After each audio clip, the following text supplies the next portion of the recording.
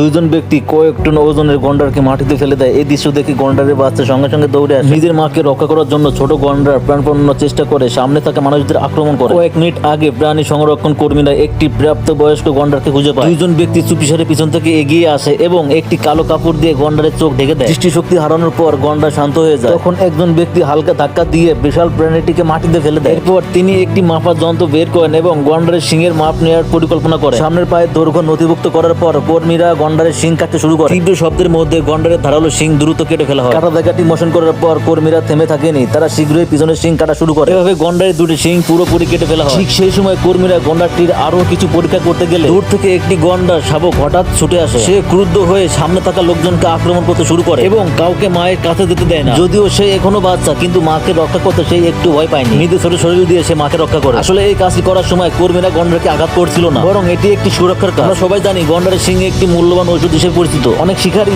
এই শিং পাওয়ার জন্য গন্ডারকে হত্যা করে। তাদের জীবন বাঁচাতে প্রাণী সংরক্ষণ কর্মীরা বাধ্য হয় গন্ডারের শিং অপসারণ করতে। এই কাজটি নিষ্ঠুর মনে হলো, এটি গন্ডারদের মৃত্যুর হাত থেকে বাঁচানোর একটি কার্যকর উপায়। পৃথিবীটা শুধু আমাদের মানুষের বাসস্থান নয়, প্রাণীদের রক্ষা করা আমাদের সবার দায়িত্ব ও কর্তব্য।